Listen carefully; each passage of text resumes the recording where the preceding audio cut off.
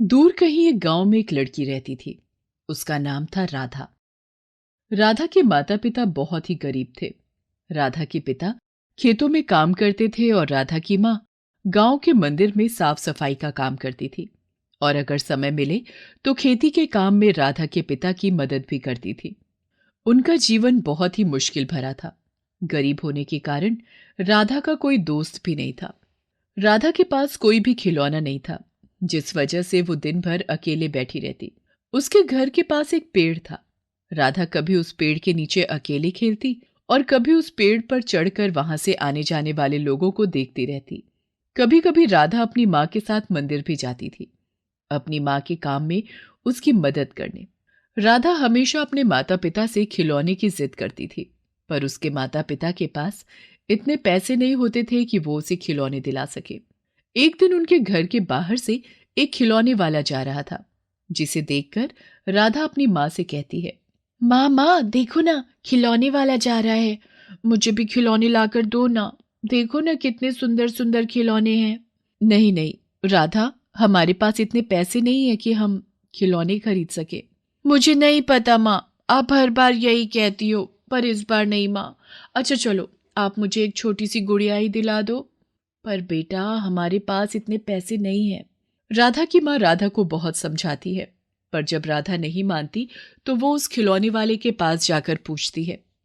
राधा बड़े ही खुश होकर अपनी माँ को देखती है, क्योंकि आज माँ गुड़िया खरीदने को जो मान गई थी। अरे ओ खिलौने वाले भैया, जरा इधर तो आना। अभी आया बहन जी।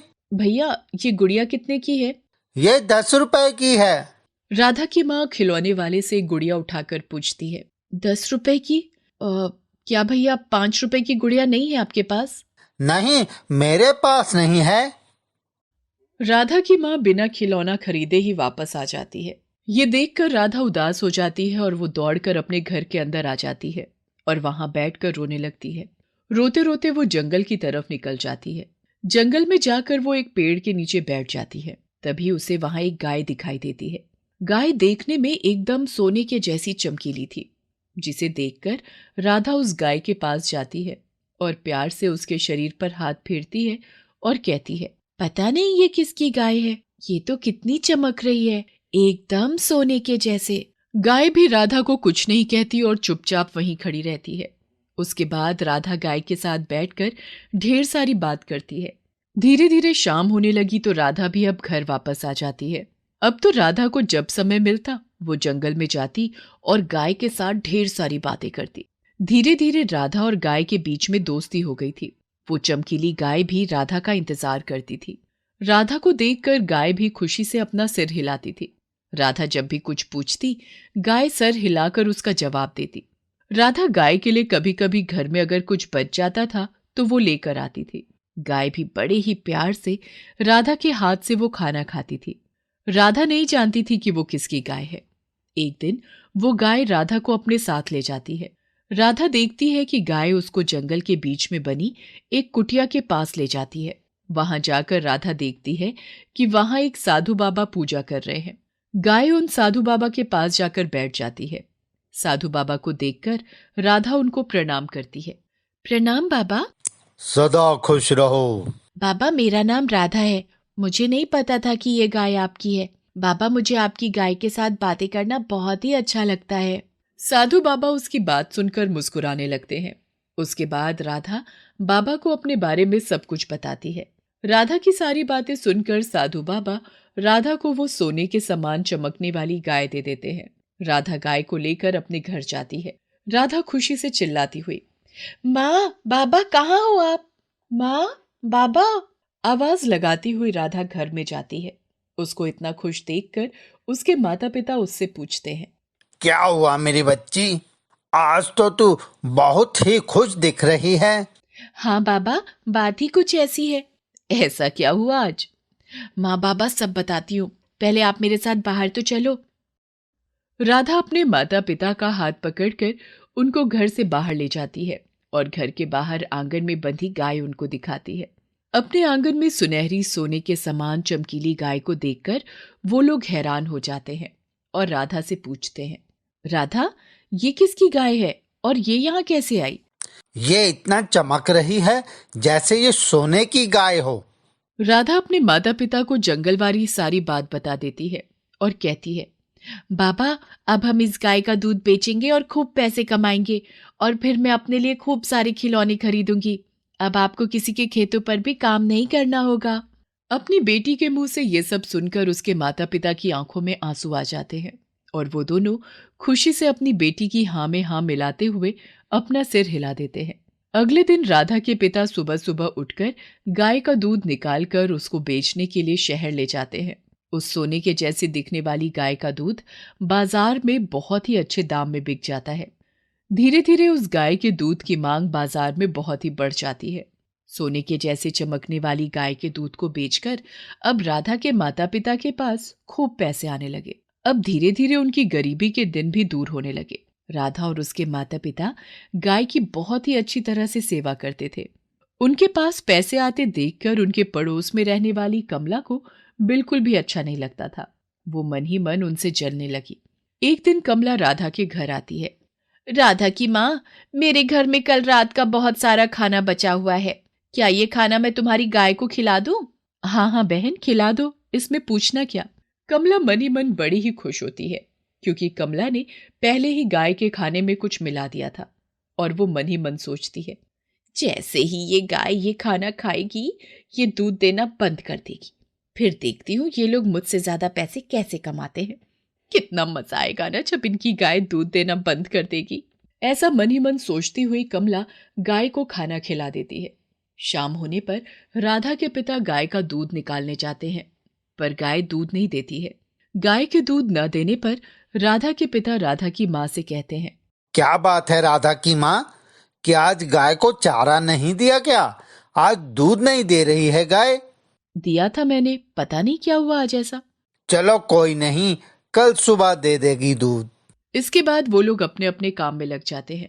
अगले दिन सुबह राधा के पिता फिर से गाय का दूध निकालने जाते हैं, पर गाय आज भी दूध नहीं देती है।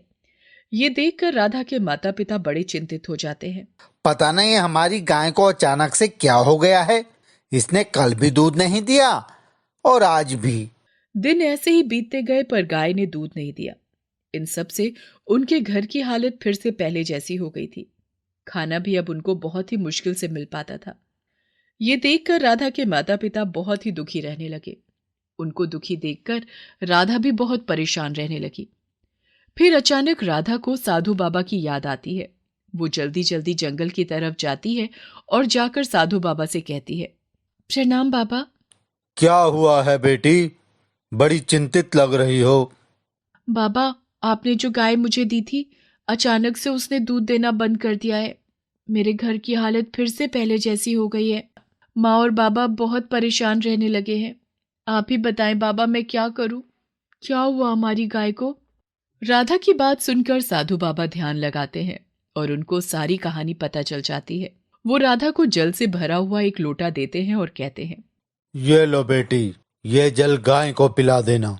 इसको पीने के बाद वो गाय एक जादुई गाय बन जाएगी और दूध की जगह सोना देने लगेगी। साधु बाबा की बात सुनकर राधा को बहुत ही ज्यादा खुशी हुई। उसने वो जल से भरा हुआ लोटा हाथ में लिया और साधु बाबा को प्रणाम करके वहां से वापस अपने घर चली आई। घर आकर राधा अपने माता पिता को सारी बात बताती है और उसके बाद राधा के पिता गाय को उस लोटे का जल पीने के लिए दे देते हैं। जल पीने के बाद वो गाय एकदम से तेजी से चमकने लगी और गाय के मुंह से सोने के सिक्के निकलने लगे, जिसे देखकर राधा और राधा के माता पिता बहुत ही खुश हो जाते हैं। राधा की मां उन सिक्कों को एक थैले में भर लेती है। अगले दिन उसके पिता शहर जाकर उन सोने के सिक्कों को बेच आते हैं और पैसे ले आते हैं। फिर वो लोग राधा के साथ मिलकर साधु बाबा के पास जाते हैं। साधु बाबा के पास जाकर राधा के माता पिता और राधा साधु बाबा को प्रणाम करते हैं। प्रणाम बाबा। प्रणाम बाबा। प्रणाम बाबा, सदा खुश रहो। बाबा, आज आपकी वजह से ही मेरा परिवार खुशहाल है। मैं दिल से आपका आभारी हूँ। बेटा, ये सब तुम लोगों के कर्मों का ही फल है। तुम लोगों ने गौ माता की इतनी सेवा जो की थी, ये सब उसी का परिणाम है। अब तुम लोगों को कोई भी परेशानी नहीं होगी। आपका बहुत बहुत धन्यवाद बाबा। आपका बहुत बहुत धन्यवाद बाबा। इसके बाद बाबा फिर से अपनी पूजा करने लग जाते हैं और वो सब लोग वापस अपने घर आ जाते हैं। घर आकर राधा के पिता सिक्कों को लेकर शहर जाते हैं और उनको बेचकर जो पैसे मिलते हैं उनसे वो लोग अपने रहने के लिए एक अच्छा घर बनवाते हैं, जहां वो अपनी सोने की गाय के लिए भी एक अच्छा सा बड़ा कमरा बनाते हैं। राधा अपने लिए खूब सारे खिलौने खरीदती है। अब वो लोग पैसों से गरीब लोगों की भी मदद करने लगे थे। गांव में अगर किसी गरीब को पैसों की जरूरत होती तो वो लोग सबसे पहले राधा के माता पिता के पास आते और वो लोग हमेशा उन लोगों की मदद करते थे। सीतापुर गांव में भोला अपनी पत्नी रानी के साथ रहता है। भोला के पास खेती की कुछ जमीन भी थी, पर उस पर खेती करके बहुत ही मुश्किल से उसका गुजारा चलता था। भोला के पास एक गाय थी। वो अपनी गाय को बहुत प्यार करता था। एक दिन वो अपनी पत्नी रानी से कहता है, अब तो जल्दी है हमारी गायें ब्याने वाली हैं। हाँ, अब तो जल्दी ही गाय दूध भी देने लगेगी। कम से कम घर का कुछ खर्चा तो सही से चलेगा अब। हाँ, ये तो सही कहा तुमने। कुछ दिनों के बाद भोला की गाय एक बछिया को जन्म देती है, पर बछिया को देखकर वो चौंक जाते हैं। अरे देखो रानी, ये हमारी गाय का बच्चा कैसा है, इसके तो 2 मुंह है। हाँ जी, मैंने तो पहली बार ऐसी बछिया देखी है। देखी तो मैंने पहली बार है। हाँ, पर पता नहीं कि जिंदा रहेगी या नहीं। सुना है कि ऐसे जानवर कम ही जिंदा रहते हैं।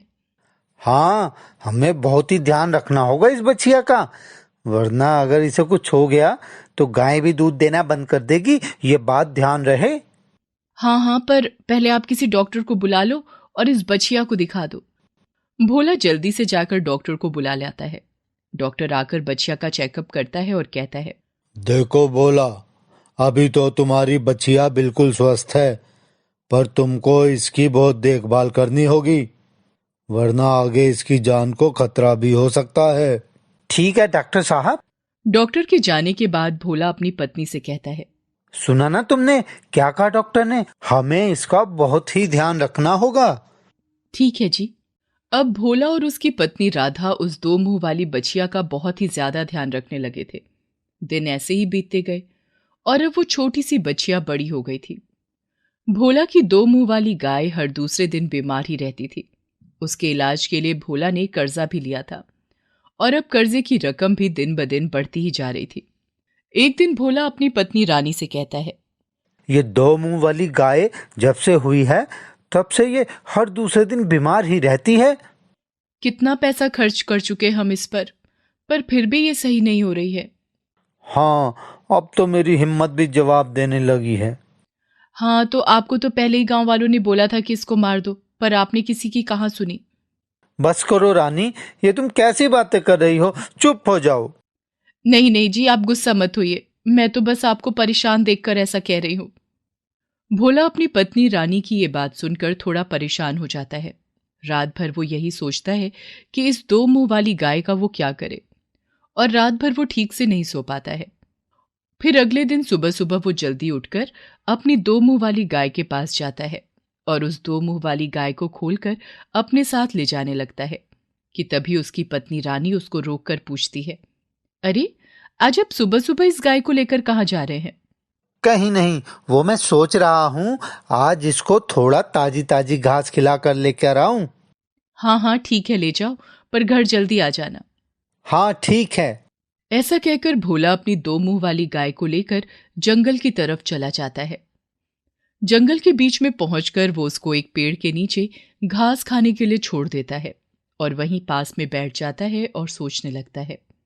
इस गाय को यहीं पर छोड़ देता हूँ, यहाँ पर काफी अच्छी घास है, यहाँ पर यह घास खा सकती है। अब मैं और ज्यादा इस 2 मुंह वाली गाय की सेवा नहीं कर सकता हूँ। थोड़ी देर उस गाय के पास बैठकर भोला उस गाय को वहीं छोड़कर अपने घर वापस आ जाता है।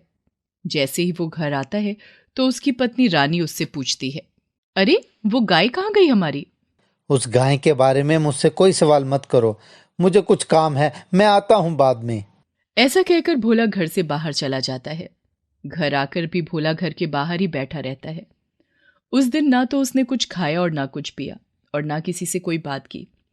वो चुपचाप बैठा अपनी उस दो मुंह वाली गाय के बारे में ही सोचता रहा। अपनी उस दो मुंह वाली गाय के बारे में सोच सोच कर वो बहुत ही बेचैन हो जाता है और वो भागकर वापस जंगल की तरफ जाता है जहां उसने अपनी दो मुंह वाली गाय को छोड़ा था।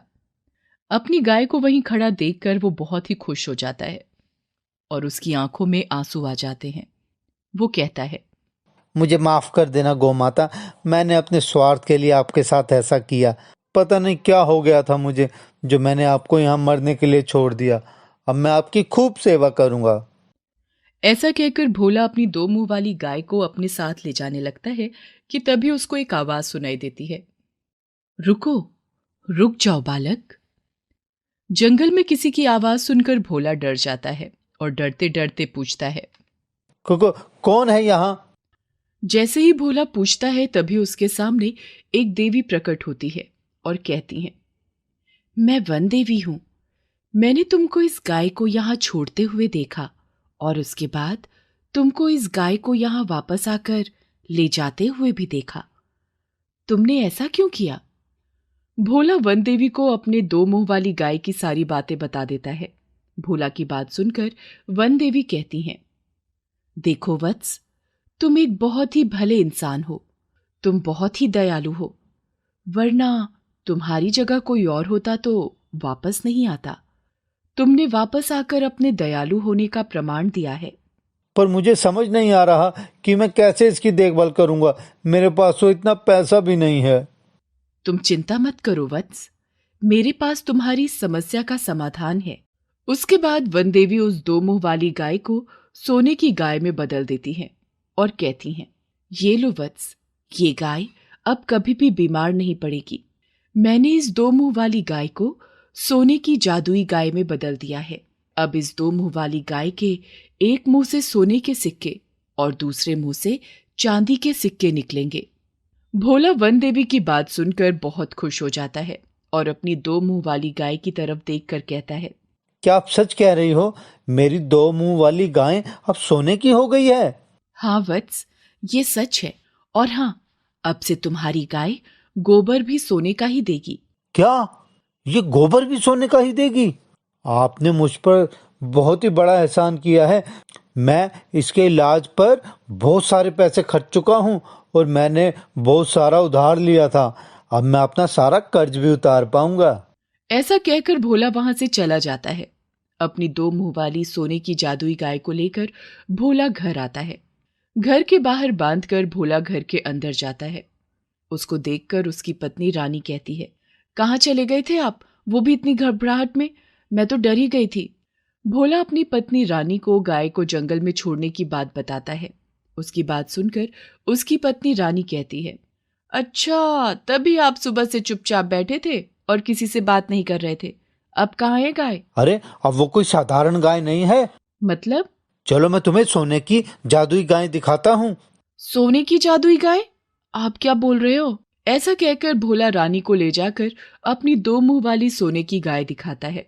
गाय को देखकर रानी चौंक जाती है और कहती है, ये गाय तो दो मुंह वाली है, हमारी गाय है, और ये सोने की कैसे हो गई? भोला रानी को वनदेवी वाली सारी बात बता देता है, जिसे सुनकर भोला की पत्नी रानी बहुत ही खुश हो जाती है और कहती है, अरे, ये तो बहुत ही खुशी की बात है। सुनो जी, अब तो हम गरीब नहीं रहेंगे, हमारा सारा कर्जा भी उतर जाएगा। क्या ये सच है जी, जो आप कह रहे थे? हाँ, सही कहा तुमने, और जो मैंने कहा था वो भी सच है। रुको, मैं अभी दिखाता हूँ तुमको। ऐसा कहकर वो उस दो मुंह वाली सोने की गाय से हाथ जोड़कर कहता है, हे गौ माता, मुझे चांदी और सोने के सिक्के चाहिए। ऐसा सुनते ही गाय के एक मुंह से सोने के सिक्के और एक मुंह से चांदी के सिक्के निकलने लगते हैं। उसके बाद उसकी पत्नी वो सब सिक्के इकट्ठे कर लेती है और कहती है, हे भगवान, इतने सारे सिक्के! मैंने आज से पहले इतने सिक्के नहीं देखे। तूने क्या? मैंने भी नहीं देखे। हमने तो कभी सपने में भी नहीं सोचा था कि हम कभी इतने सारे सोने और चांदी के सिक्के देख पाएंगे। ये सब हमारी इस दो मुंह वाली गाय की वजह से ही हुआ है। अब तो रोज देखने की आदत डाल लो। दोनों पति पत्नी बहुत खुश होते हैं। अगले दिन भोला वो सोने और चांदी के सिक्के लेकर शहर जाता है और वहां जाकर उनको बेचकर पैसे ले आता है। उसके बाद उनका जीवन हंसी खुशी बीतने लगता है। कुछ दिन बाद वो जमींदार के पास जाकर उसको सारे पैसे दे देता है। जमींदार पैसे तो ले लेता है, पर सोच में पड़ जाता है। ये इस भोला के पास इतने पैसे कहाँ से आ गए हैं? इसके पास तो पैसे थे ही नहीं। कुछ तो बात है, मुझे पता लगाना पड़ेगा। ऐसा सोचकर जमींदार भोला के जाने के बाद अपने कुछ आदमियों को उसके पीछे भेजता है और ये पता लगाने को बोलता है कि भोला के पास इतने पैसे कहाँ से आए। उसके आदमी भोला के पीछे पीछे उसके घर जाते हैं और छुपकर उस पर नजर रखने लगते हैं। वो लोग भोला को उसकी 2 मुंह वाली सोने की गाय से सोने और चांदी के सिक्के मांगते हुए देख लेते हैं। उसके बाद वो लोग जाकर जमींदार को सारी बात बता देते हैं। उनकी बातें सुनकर जमींदार कहता है, अच्छा, तो ये राज है पैसों का। अगर ऐसा ही चलता रहा तो ये एक दिन गांव में मुझसे भी बड़ा आदमी बन जाएगा। नहीं, मैं ऐसा नहीं होने दूंगा। जाओ, जाकर उसकी 2 मुंह वाली गाय को उठाकर मेरे पास ले आओ। उसके आदमी रात के अंधेरे में भोला के घर जाते हैं और गाय को चुराने की कोशिश करते हैं, पर वो गाय उन लोगों को अपनी सींगों से मारने लगती है। वो लोग गाय को पकड़ने में कामयाब नहीं हो पाते और वापस जमींदार के पास जाते हैं। उसके बाद वो उन लोगों के साथ भोला के घर जाता है। वहां जाकर वो अपने आदमियों से भोला को पकड़ने के लिए कहता है। वो लोग भोला को पकड़ लेते हैं और जमींदार उसको लेकर 2 मुंह वाली सोने की गाय के पास जाता है और कहता है, बोल, अपनी इस गाय से मुझे सोने और चांदी के सिक्के दे, वरना हम लोग तुझे मार देंगे। भोला डर के मारे अपनी गाय से कहता है, हे गोमाता, इन लोगों को सोने और चांदी के सिक्के दे दो। भोला के ऐसा कहते ही गाय के एक मुंह से सोने के सिक्के और दूसरे मुंह से चांदी के सिक्के निकलने लगते हैं। जमींदार के आदमी उन सिक्कों को बोरियों में भर लेते हैं। सिक्के मिलने के बाद जमींदार बहुत ही खुश हो जाता है और कहता है, अब जब जब मैं कहूंगा मुझे तेरी इस गाय से सोने के सिक्के चाहिए, और अगर तूने मेरा कहा नहीं माना तो मैं तुझे और तेरी बीवी को मार दूंगा। इसके बाद वो लोग वहां से चले जाते हैं। जमींदार घर जाकर जैसे ही वो सिक्कों की बोरियां खोलता है, उसमें से सोने और चांदी के सिक्कों की जगह सांप निकलते हैं। बड़े बड़े और जहरीले सांप देखकर वो लोग डर जाते हैं और इधर उधर भागने लगते हैं। वो सांप उन लोगों को डस लेते हैं। जहर की वजह से वो लोग मर जाते हैं। जमींदार को उसके लालच करने की सजा मिल जाती है।